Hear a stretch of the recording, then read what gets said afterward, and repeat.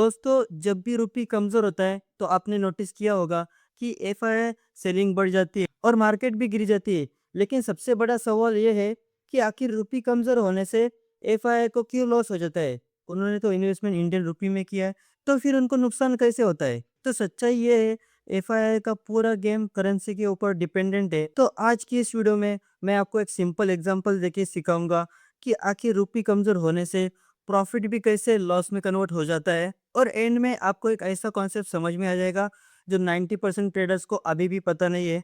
तो video and तक देखना, थोड़ा भी मिस मत करना ताकि कोई भी इंपॉर्टेंट पॉइंट आपसे मिस ना हो जाए। और इस चैनल को सब्सक्राइब भी करना ताकि डेली स्टॉक मार्केट का नॉलेज आपको मिलता रहे। तो चलिए वीडियो को शुरू करते हैं। बस एक बात याद रखना, जो एफ है वो डॉलर्स में कमाती है, रुपये में नहीं। तो चलिए आपको आसान भाषा में सिखाता हूँ, आखिर रुपया गिरने के बाद एफ क्यों सेलिंग करती है। फॉर एग्जाम्पल, एफआईआई ने इंडिया में इन्वेस्ट कर दिया लगभग $1000। ओके, तो जब भी वो इंडिया में इन्वेस्ट करेंगे वो रुपये में करेंगे।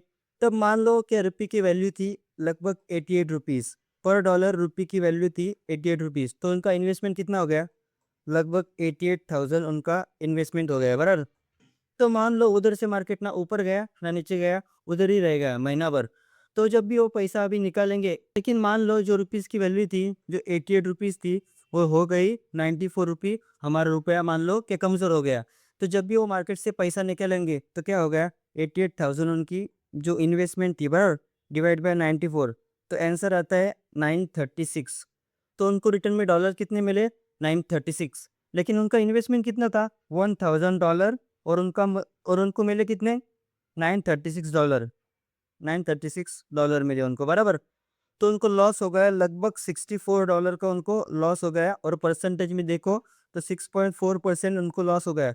मार्केट तो ना ही ऊपर गया ना ही नीचे गया, लेकिन फिर भी उनको लॉस हो गया। क्यों? क्योंकि हमारा रुपया कमज़ोर हो गया। जब उन्होंने डॉलर्स में कन्वर्ट किया था तो रुपया कितना था? 88 रुपीज़ पर डॉलर।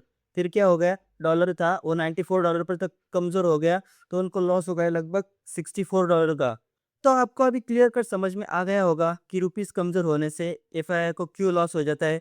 तो इसलिए जब भी रुपी कमज़ोर होता है तो एफआईआई बहुत ज़्यादा डर जाती है, वो पैनिक में सेलिंग कर देती है। तो उस वजह से मार्केट बहुत ज़्यादा गिर जाता है। तो जैसे अभी वॉर की वजह से हमारा रुपये है वो बहुत ज़्यादा कमज़ोर हो रहा है, तो इस वजह से भी एफआईआई बहुत ज़्यादा सेलिंग कर रही है। तो आपको अभी पता चल गया होगा, जो एफआईआई है उनको स्टॉक मार्केट से नहीं, लेकिन रुपी कमज़ोर होने से बहुत ज़्यादा लॉस होता है। तो एक बात हमेशा याद रखना, अगर आपको स्टॉक मार्केट को ट्रैक कर रहे हैं तो रुपया को ट्रैक करो। अगर हमारा रुपया बहुत ज़्यादा स्ट्रांग है तो जो एफआईआई है बहुत ज़्यादा बाई कर दिए। अगर हमारा रुपये जो वीक है तो एफआईआई कंटिन्यूसली सेलिंग करते हैं। ये बात हमेशा याद रखना। आज की इस वीडियो में आपका पूरा डाउट सॉल्व हुआ रहेगा, आपकी कॉन्सेप्ट क्लियर हुई रहेगी। जो एफआईआई सेलिंग करती है वो क्यों करती है रुपये कमज़ोर होने के बाद। तो इस वीडियो को एक प्यारा सा लाइक करना और कमेंट करके बताना कैसी लगी वीडियो। अगर इस तरह से आपको फ़ायदा हो रहा है, जैसे स्टॉक मार्केट का नॉलेज, स्टॉक मार्केट का न्यूज़, स्टॉक मार्केट की कॉन्सेप्ट और ट्रेडिंग की स्ट्रेटेजी अगर आपको समझ में आ रहे हैं, तो जल्दी से इस चैनल को सब्सक्राइब करना। तो मिलते हैं ऐसे ही स्टॉक मार्केट की और एक अमेजिंग वीडियो में। तब तक कीप इम्प्रूविंग।